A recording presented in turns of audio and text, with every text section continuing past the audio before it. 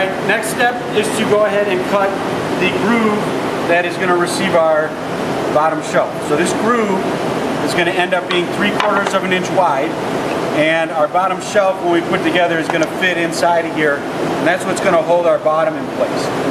So to do this, according to the plans, that groove needs to be 3/4 of an inch wide. So I set up 3/4 of an inch wide saw blade. Okay, I've set my height to 3/16, which is what the plans say. I'm going to go ahead and set the saw and the fence so that they are 1 inch apart. Okay, this again is right off of the plans. Okay, so we'll lock that in place. Now what I need to do is, after I fit my mortises and my tenons, I need to lay out and mark these rails and the orientation that they're going to go.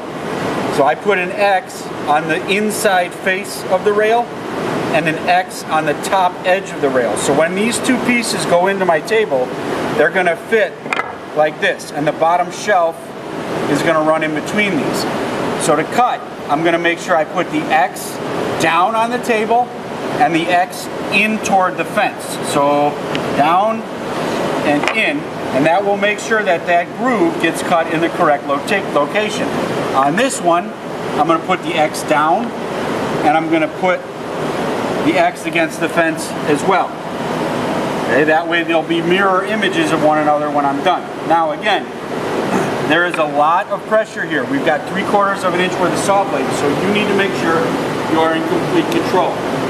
You're going to need a push stick, okay, and you are going to need to hold this board down firmly.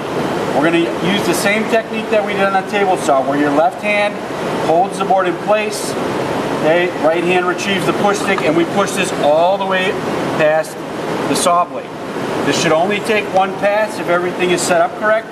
And remember, this only goes on our lower short rails. So X down, X to the fence.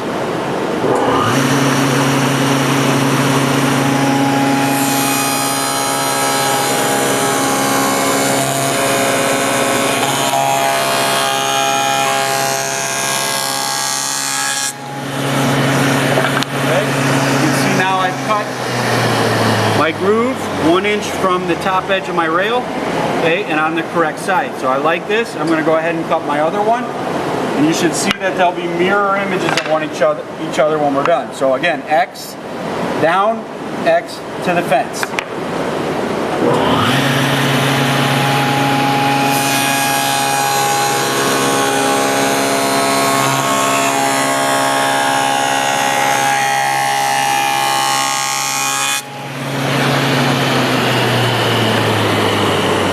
Okay, so if I put my X's facing each other, okay, and my X is up, these two grooves should be right in line with each other.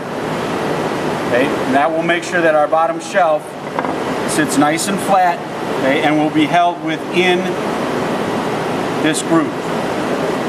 Right? So our next step is to go ahead and cut the groove on the top to receive our spindles.